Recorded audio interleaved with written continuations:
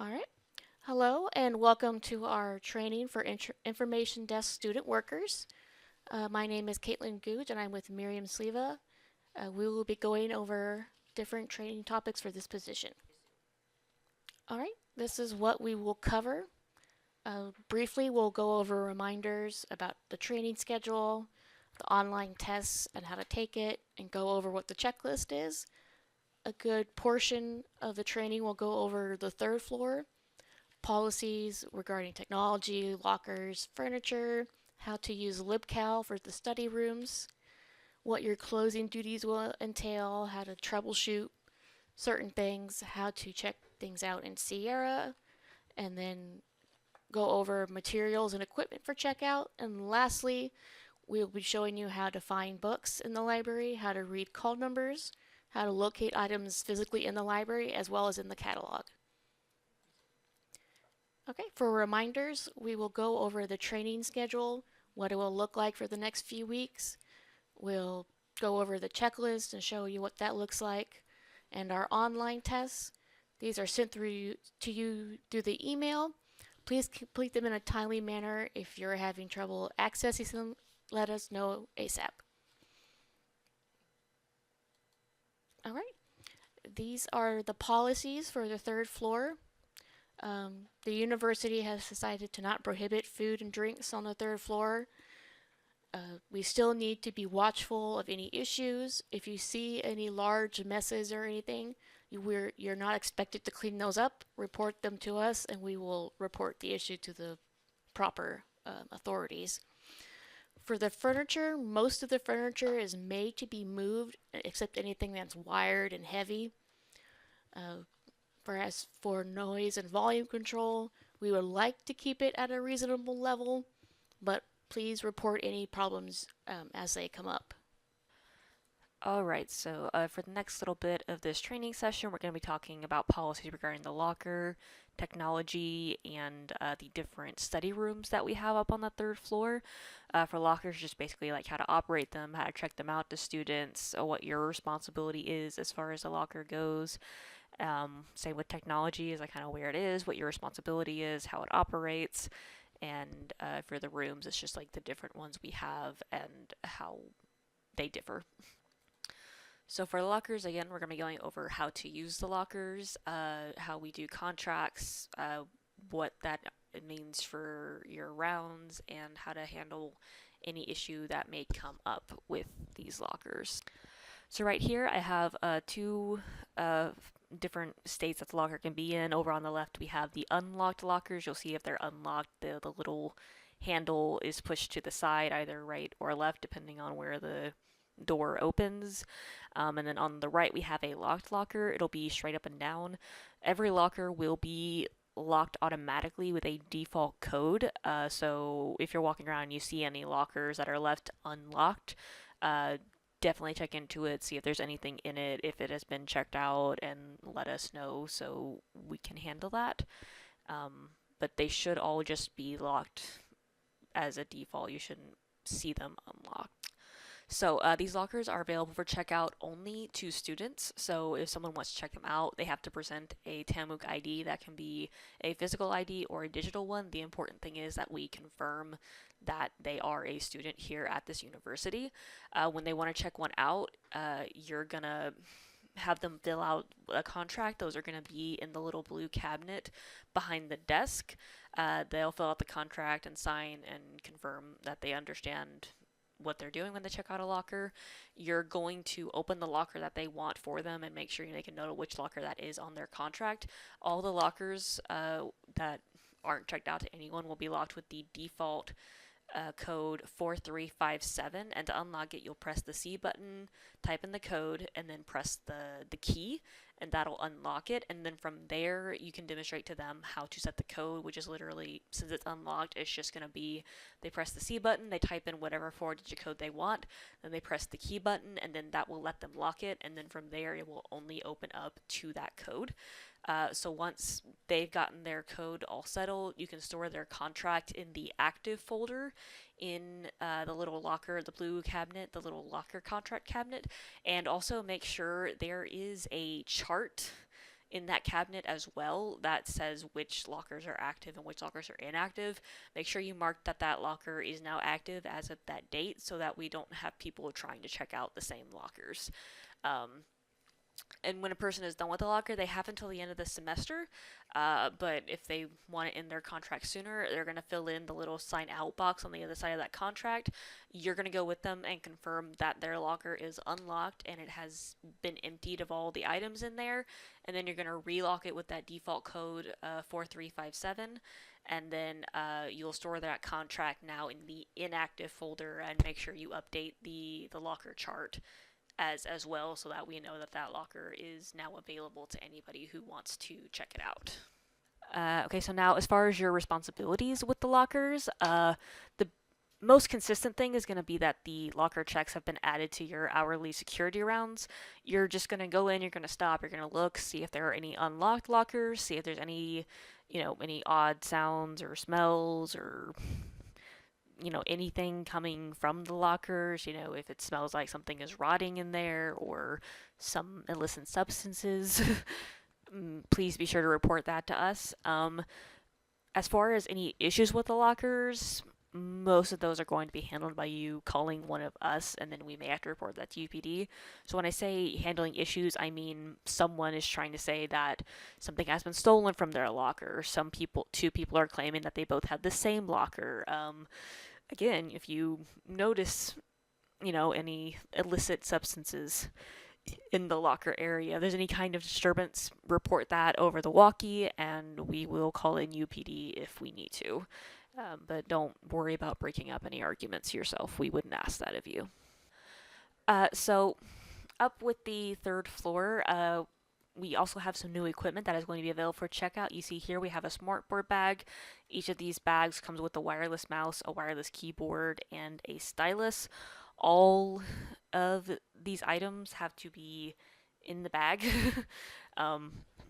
to when it is checked in and when it is checked out. We also have HDMI cables that are going to be available for anyone to check out. So I'm going to talk a little bit about. So with these smartboard bags in particular, each item in the bag has been barcoded, so you have to scan each and every one of them. They are checked out in and out all together. And for the mouse specifically, you need to open it to scan the barcode, and that's because we want you to check and make sure the connector dongle is where you see the red arrow pointing to on your screen. It's located on the inside of the mouse. So when it's being checked in, you want to open up, make sure it's still in there. When it's being checked out, you want to make sure it didn't go and walk away. Even if it's like, oh, I'm checking it out, it should still be there. Double check because you don't know what the last person did. And another thing about these smartboard bags is that they only go to the study rooms that have smartboards in them. So if a student wants to check one out, they must have a reservation from room 310 or 313. They don't have to get the bag if they have the room, but they have to get the room if they want the bag. HDMI cables have no such restrictions. They can be checked out by anyone for any reason, but all of these items have a max 4-hour checkout, so there's nobody leaving the library with that, even if there's no room restriction.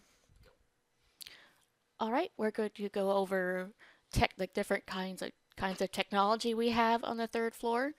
As mentioned earlier, we have study rooms with smart boards, room 310 and 313. These come with webcams and allow for a Windows login. It connects with an HDMI cable as well. And it also acts as a whiteboard. For the other study rooms, there are just large monitors in those.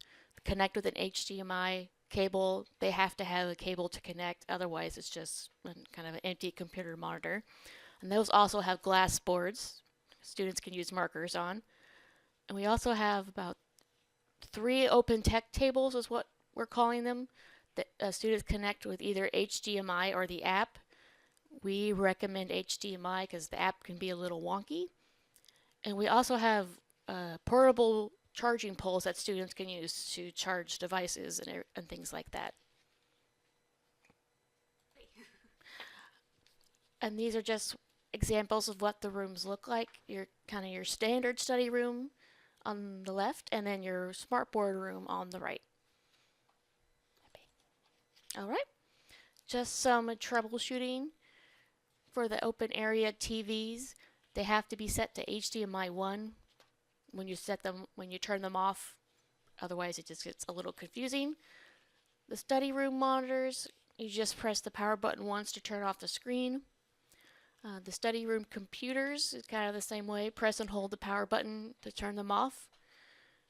If someone is having volume issues or issues with their keyboard, there are icons in the little taskbar. You have to check those to make sure the sound is on and make sure the keyboard is selected. If they need to switch input, they can either use the button panels. Those are in the standard study room, and the smartboard rooms have a side screen menu you can use. And lastly, for reliability reasons, we don't want you handling someone's personal device. It can be quite easy to turn around and blame you for something if something goes wrong. If they need help, they should go to ITS or they should make a ticket. If you need more detailed instructions or tutorials, we have a whole LibGuide just dedicated to troubleshooting. It will be in the Student Worker LibGuide if you would like to take a look. All right, next we have LibCal reservations. The login info is taped to both laptops. That has the website and the password to get in. The student on duty will have to check patrons in and let them into the rooms. So before you head up to the third floor, you grab the walkie-talkie, and the keys should be with that walkie-talkie. In order to make or check out a room, patrons need to have the university ID, whether it's the physical one or the digital. If they have a picture of their ID on their phone, that wouldn't really count. The person who made the booking needs to be the one to check in. A group member can't check in for them. They would have to wait. If a patron is over 15 minutes late, we reserve the right to cancel their booking, especially if things are busy and people need rooms. We normally can't wait longer than that. If there's time, you might wait a little longer, but generally it's 15 minutes. And as you're checking rooms out, make sure you're confirming them with yes or no. That's for statistics reasons. And to make sure to lock the rooms when they're not in use. And we also have a training video just for LibCal reservations if you would like to review it. All right, this is what the booking grid looks like. All the gray is patrons who have showed up, and the kind of the checkered look. Red means they didn't show up, or they haven't shown up yet because it's not that time. Green is any space that is available. If there's any disputes, if someone got their reservation canceled, or they would like to extend time, things like that, get a supervisor. All right, these show the different examples of what confirming or saying no to a booking would look like. You would click on the booking for that room at that time and just either yes or no if they showed up. There's also a way, this is also how you would cancel a booking if you needed to. We also have a way to modify a booking.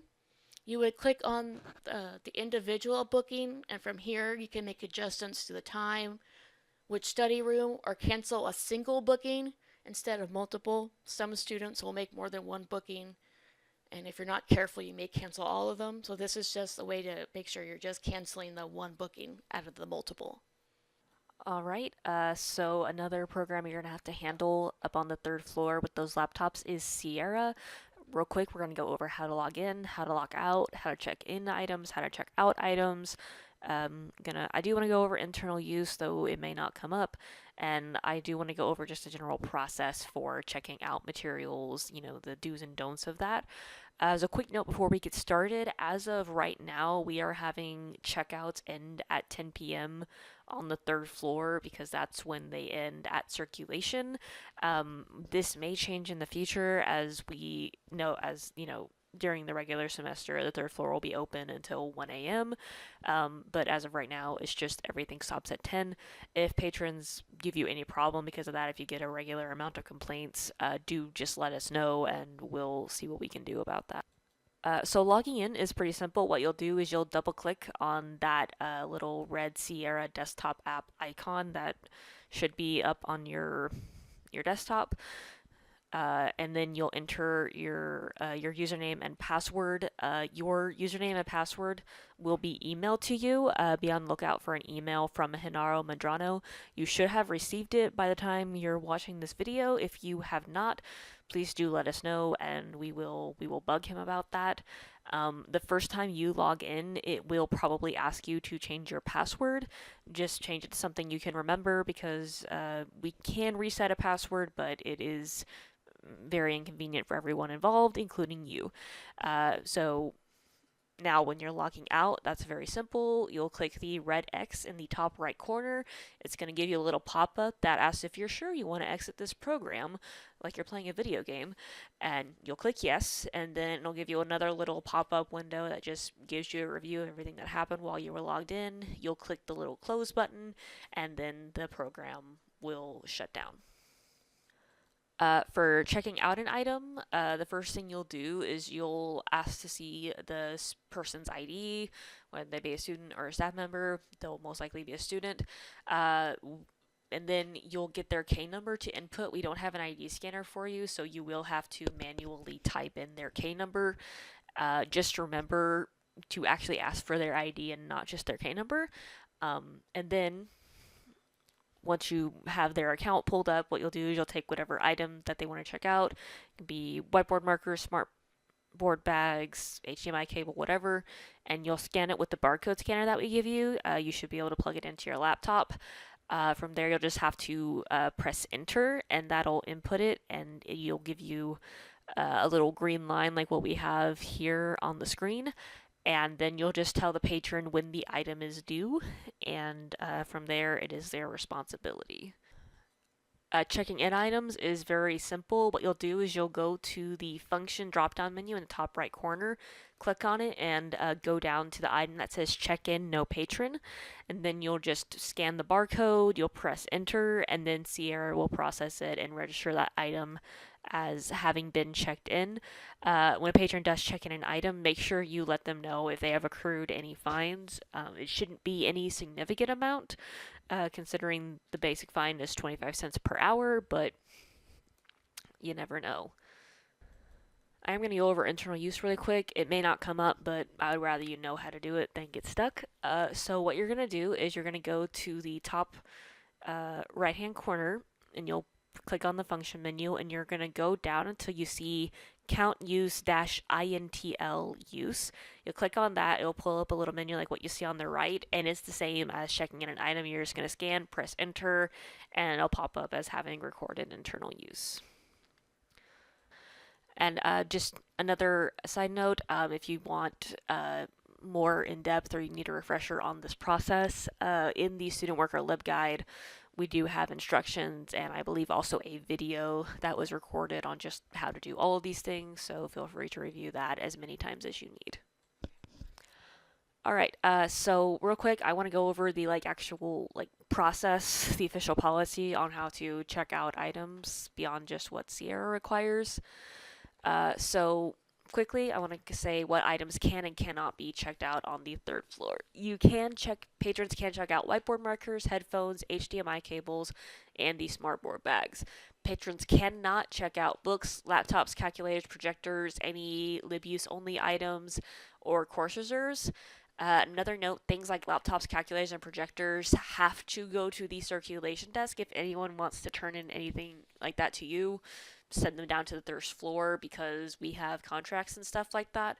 And if anyone tries to hand you something that is not from our library, it doesn't have a Jernigan Library barcode on it, send them down to the circulation desk as well, and we'll try to figure out where that item is supposed to go. So just real quick, the actual procedure for checking out an item. Number one, we ask you to check out their university ID. That can be physical ID or a digital one on their phone. As Caitlin mentioned earlier, a photo of their ID will not work. It needs to be like an actual ID. Then what you'll do in Sierra is you'll input their K00 number. even if you have to type that in manually, we do ask that you actually check their ID. Then you'll scan the item and you'll inform the patron of their return time, return date, and give them the item that they want. Just really hammering this in. General rules, make sure you are actually checking IDs. Don't just use their K number. If they do not have an ID, send them to the ITS help desk on the first floor before 5 p.m. After 5 p.m., you can send them to the circulation desk. We do have some basic troubleshooting to help them get a digital ID set up.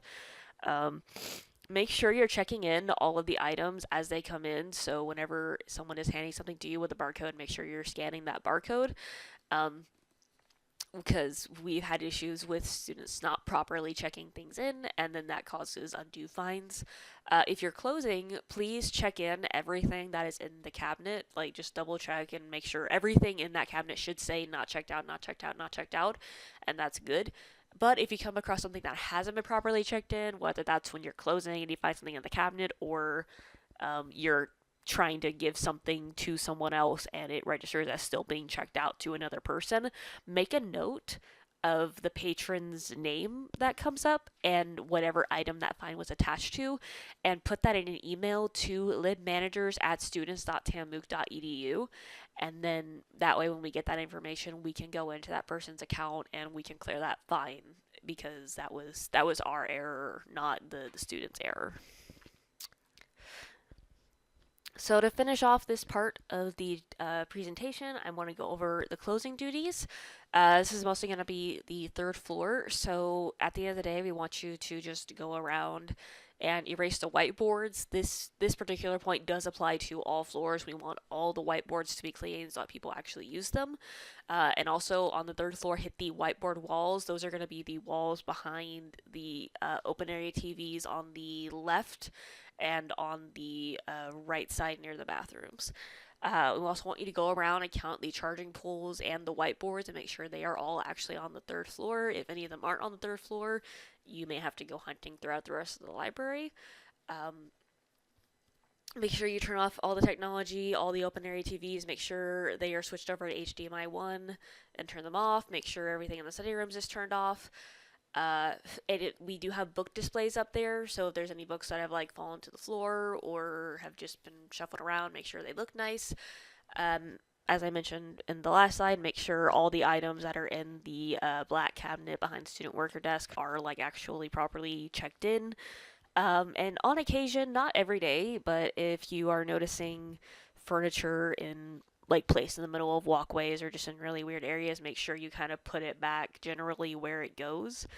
And this is something that we want y'all to do kind of in the last hour leading on up to closing. I mean, don't just abandon the desk, but we don't want y'all to stay here any longer than you have to, especially if you're going to be here till 1 a.m. So just as we start clearing people out, start focusing on these things. So for the charging poles and the whiteboards, just look for any that are missing. There should be 11 charging poles and 18 whiteboards. Everything is numbered, so I'm not asking you to actually count them. Just see if there's any missing numbers. If you have to go looking for whiteboard number 6 or what have you. If any of them are missing, just go to the lower floors and see if they got moved around. These don't go in any specific areas necessarily, but the charging poles should go near an outlet, and don't just leave them in the middle of a walkway. We do want the third floor to be navigable. So as far as resetting at the end of the day, make sure all the whiteboards are erased. Turn off all the technology for the computers and the smartboard rooms. Make sure you actually shut them down. Don't turn off the screen. You can press and hold down the power button, or if you use a touchscreen, you can tap the power button and hit the shut down option.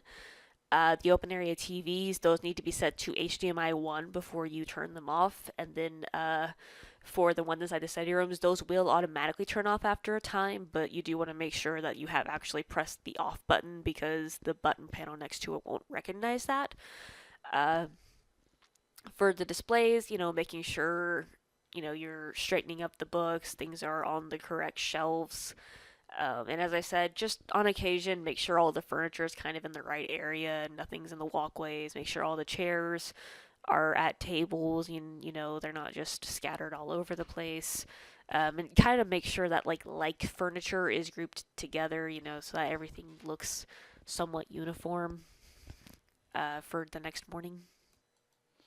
All right, and now we are in the final part of our training where we're going to go over how to find books, how to read call numbers, and how to use our online catalog. Um, so we're going to go over firstly what are call numbers. We'll use the different kinds in the library, Library of Congress, Dewey Decimal. Juvenile has its own system up there. We're going to show you how to read them in order, um, kind of practice how to do that, and we're going to show you how our stacks stack up, how our main collection is organized, our special collections, and how to recognize them, as well as how to search for materials. And then at the very end, we just have little resources that you can use if you want to learn more or train or have little tutorials as well. So, to start this off, first of all, what are call numbers? Call numbers are how we organize books in the library. This is how we say, this is why each book goes where it goes. We have a few different call numbers that we use here at Jernigan Library. For the bulk of the main collection, we use the Library of Congress, where books are organized by subject and then by author name.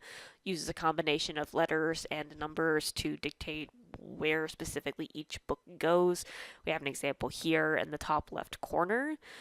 We also have Dewey Decimal, which is pretty much just used in the juvenile collection. This for the nonfiction books. It organizes books by subject and uses mostly numbers. We have an example of that in the top right picture there. And then we also have a sort of unique juvenile call number. I'm not really sure what to call it, but we primarily use it for our fiction books. In this case, books are organized by author and then year, and it's also split up into just fiction books and the easy reader books. We have examples of both of those right there. So now that we know what call numbers are, I do want to go over how to read a call number because you're going to need that if you're going to be able to find a book if a patron needs it. So I want to go over how to read a Library of Congress call number. So you'll see here sort of the anatomy of a call number. Up on the top line, we have the subject line, and that's split into subject and subclass. So for this example, we have S, which is agriculture, which then goes into SF for animal culture. So this book is going to be found in the S section of the library. On the second line, we have the topic number. That is read just like straight numerically. So it would be 84, 85, 86. That would be where you would find that number.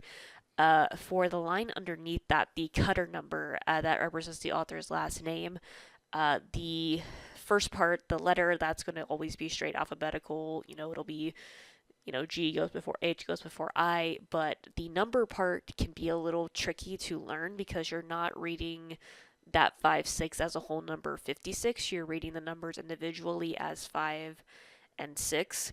So the book before that could be H 5, 5, 5, 4, and it would still go before that book, even if it technically has a longer number, and then the book after that could be 5, 6, 3, 8, 2, 1, whatever, and then the next book could just be H57.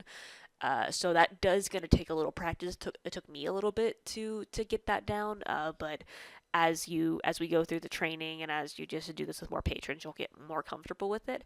And then the final line, if that line is there, it isn't always, but it will usually be a year publication or like a volume number, and this is mostly used as a way to differentiate it from other books with the same call number, if it's like a different edition of the same book or if it's a part of a series. So all that together is the call number, and it just goes line by line. It's pretty easy to read once you learn it.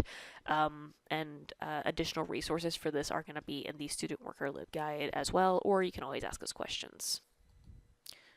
All right. Now we are going to go over Dewey Decimal Classification. This is really only used in our juvenile collection. This shows you what the label will look like. What should always have the JUV, describes the section as juvenile nonfiction. The Dewey Decimal number, this kind of represents the subject and the topic. We do not expect you to memorize the topics and the subjects. It's just focus mainly on the number before the decimal is the whole number. Of course, any number after that is a decimal. And then the last line should be the cutter number for the author. And a lot of times you'll see a letter at the end that represents the first letter of the title. So you can see the title is Garter Snake, so you have G. McDonald is the last name. And then a little note, 500 is science. But again, we don't expect you to memorize that. And now we get to our more unique call numbers. These are for our easy readers, which are like beginning readers, picture books, board books, things of that nature, as well as young adult fiction. So on the left, you have the easy readers. It should always have Juve E. Of course, E represents easy readers, and it should have the first few letters of the author's last name and the publication year. Sometimes they won't have it, but a lot of the time they will, especially if they want to differentiate between editions. So as you can see, this is the call number for The Very Hungry Caterpillar by Eric Carle, which was published in 1994. And on the right, you have young adult fiction. It should always have FIC, short for fiction. Again, the first few letters of the author's last name, and then at the end, a publication year. So you can see this is the call number for Harry Potter and the Half-Blood Prince by J.K. Rowling, which was published in 2006. All right, now we get even more complicated when it comes to our Spanish bilingual section. Those books will either have SP or BILJV to signify their section, and they are also divided up by easy reader, fiction, and nonfiction. Like I said, there should always be an SP or BILJV before the section, which, easy reader, fiction, Juve, nonfiction, and then it usually goes for the easy reader and fiction. You got the last few letters of the author's last name and the publication year. Spanish nonfiction uses Dewey Decimal, so you have a number and then a couple letters of the author's last name. These are shelved in the bilingual section next to easy readers. There should be signs on the shelves to help you out, but let us know if you run into any issues. All right, so I wanted to point out these sort of special cases we have here for when you're searching for books, because we do have a few areas in the library that aren't a part of the main collection but do use the Library of Congress system, and we want you to be aware of those because it's possible for you to be looking for a book that is in one of those sections, but you may be looking in the wrong place. So reference, the folios, and the periodicals all feature the entire Library of Congress spectrum of, A to Z call numbers, but they are all going to be in specific areas. Periodicals being on the third floor, reps on the first floor, and folios on the second floor. So just be aware of that if people are asking you for call numbers and you think you're looking in the right area, but actually you're on the wrong floor. We also have the GovDocs, which has its own call number system. I am not asking you to learn it, although if you want to, we do have resources for that in the LibGuide as well. Most of the time, if someone comes to you with a call number that looks like what we have there on the bottom right, I would ask you to send them to the circulation desk just so we can see if we even have it available for them. So now that you've learned kind of what call numbers are and how to read them, you should know how to find them in our library. So I want to go over just some locations that we have here. So on the first floor, we have, for the main collection, call numbers A through G. We also have our reference collection and the government documents section. Up on the second floor, we have Library of Congress call numbers H through Z. And we also have our folios, which is our oversized books collection. Over on the third floor, we have our juvenile collection. We have periodicals, the newspapers. We also have the display shelves, which has a rotating selection of books from our main collection. And we also have our, our new books, which are books that were recently added to the collection, are up on that third floor as well. The third floor also has the archives, which has its own selection of books. You most likely won't have to worry about those books, but we do want you to be aware of them in case someone is looking for a book in that section. You can direct them to the right spot. We also have a collection of items behind the circulation desk, which is the CDs, the VHS tapes, the DVDs, our course reserves, which are books that people can check out for internal use only. to take their notes from. And then we also have curriculum textbooks, which people can get for like a slightly longer period of time. So just as a visual reference, here on the first floor, we have our main collection right over here next to the computer lab. We have our reference materials kind of behind the computer lab, and then our government documents in this back corner here over by the fire exit. For the second floor, all of this is going to be the main collection over here, and then this area right in front of the pack is where we have our oversized books, our folios. And over on the third floor, we have the juvenile collection over here in room 301. We have the archives over here, room 316, all the way back over here to this collection area. Our periodicals are going to be right in front of the archives, and the newspapers will be there as well. And display shelves, we have a few over here, sort of in the stance floor area. We have a couple in the back around the open tech tables. And then we have another area over in front of room 315, global engagement. Now we're going to go over searching for materials. If a staff member or librarian isn't available and a patron really needs materials, it's probably going to fall on you to help them out. The search function resembles more of a Google search. If you weren't here before, it's been fully updated to look to appear more like a regular internet search. It used to be called Javelina Discovery, but some people may still use this word or this phrase. If you hear someone say that, that's what they mean. It lets you search options such as title, author, keyword, or any other relevant information they may have. You can also go to more options, which is more advanced search. They can change the scope if they want to look for full text or peer-reviewed, which is important for articles, as well as only options that are found in the catalog.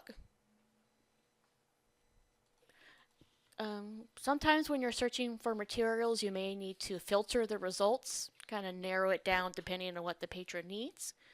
To do this, you could go to All Filters right under the search bar, as you can see, and then use source type to limit the results to printed books or ebooks if that's what they're looking for. There's also many different other options for filters if they're looking for a certain publication year or even a language or a location. You can do that as well. Alright, so this is an example of what it looks like to look up a book. You have your title, it says book, kind of gives you more information about it, and then you have access options. This is how they're going to retrieve the catalog item to get the call number and other relevant information. Takes you to OASIS catalog. Right? So this is what the OASIS catalog search result will look like. It will show you the location, the call number, and the status. You have to pay very special attention to each of these. Location is obviously important because it shows you where it is, call number, how to find it, and the status, because that can always kind of change and be a little different. If you click on the call number, it'll also list books in that section if they're just interested in that subject. And if you're trying to find something that says it's available and you just cannot find it, let us know, because then we may have to mark it as missing. So, since our main page changed a little bit, this is showing you how to get to OASIS. You go to Research Help or Library Catalog, and that'll take you to how to search the OASIS online catalog.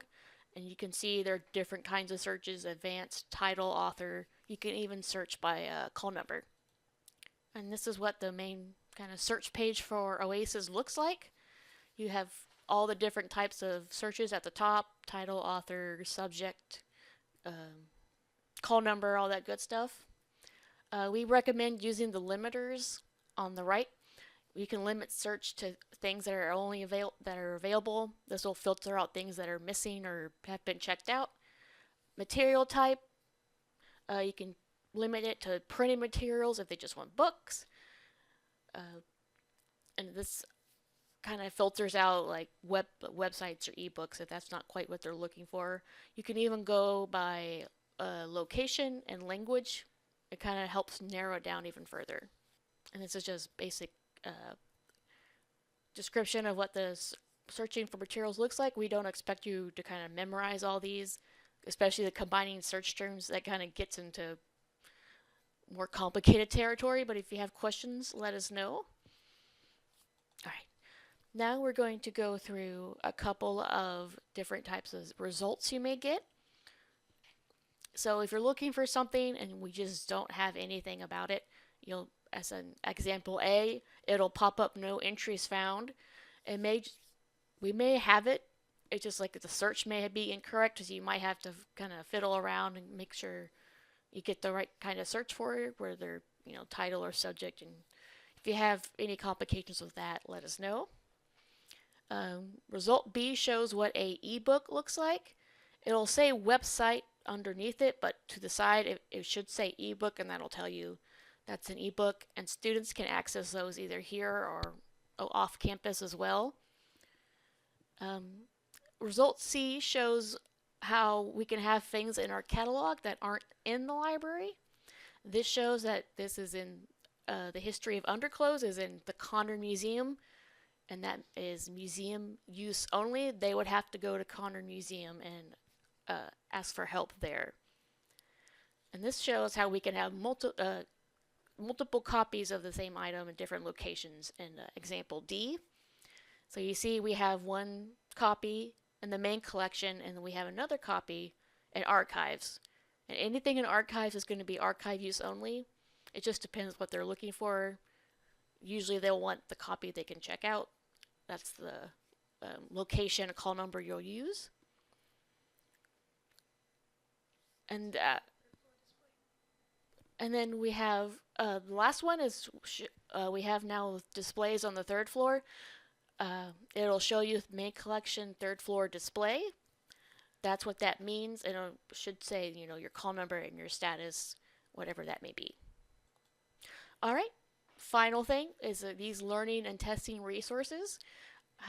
Little tutorials on how to shelve and what call numbers are. And if you just really want to get into the nitty gritty of classifications, you can do that as well. These are not mandatory. They're more just to help you and supplement any training we get here. And I think that's it. Thank you for reviewing our training video. And lastly, if you have any questions, comments, concerns, please let us know. You can either talk to us in person or by email if you prefer. And that'll be it.